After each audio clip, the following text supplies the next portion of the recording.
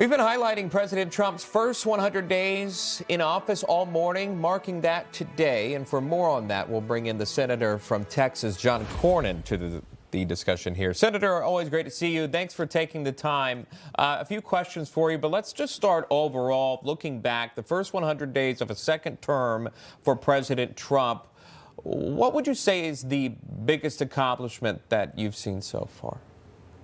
Well, the border, clearly. I come from a state that has a 1,200-mile common border with Mexico, but the consequences of the Biden open border policies have pervaded the entire country. Fentanyl, criminal gangs, other people who should not be in the United States coming in courtesy of the Biden administration. So the Tom Homan's good work as the border czar and the actual enforcement of existing laws has really had a dramatic consequence. It's also sent a message to others that they should not come through this illegal means.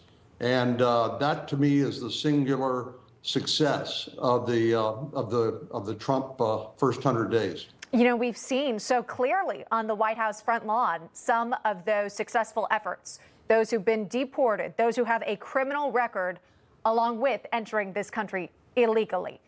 So there you go, on full display during this administration. But that's not all. We've seen so many executive orders tied to addressing the border crisis. And we understand, Senator, you're efforting a bill to codify one of the president's EOs, subjecting illegal migrants who kill American citizens to the death penalty. Can you tell us about more what this legislation hopes to achieve? Well, that's exactly right. The president's executive orders have been voluminous and covered a lot of different topics.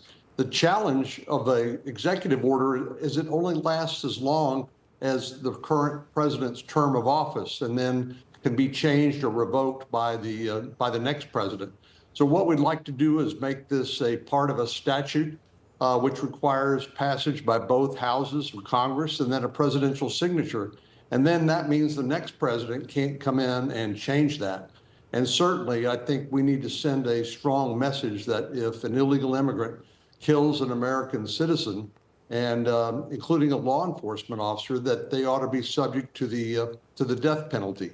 I think so much of this has to do with deterrence and making sure that the penalty matches the crime. Wanted to ask you, if we could, about the One Big Beautiful Bill. Again, the framework has been passed, obviously still putting together the pieces, if you will. But Secretary of Treasury Scott Bessent spoke just more than an hour ago there at the White House. And he highlighted one of the big campaign promises by the Trump administration, which I'm sure you're familiar with: no tax on tips, on overtime, and Social Security. Do you support that still, and why or why not? I think we ought to go big. In the end, you know, this is a matter of arithmetic. 218 votes in the House, 51 in the Senate. But we're going to do our very best to include all of the various things that President Trump promised on the campaign trail, like you mentioned. It's going to be a challenge, to be sure, and we're going to need his help at the very end to get maybe some recalcitrant folks across the finish line. But we don't really have an option here. If we are unsuccessful, which is not an option, it would result in a multi-trillion-dollar tax increase, a tax increase on 62% or more of taxpayers, including people at all income levels. So we cannot afford to fail, and the clock is ticking, because we know part of this is the debt ceiling, which needs to be extended, and that X date, as Secretary Bessent has said, is coming up pretty soon. Information. Truth is freedom. Is Newsmax. It's real news for real people.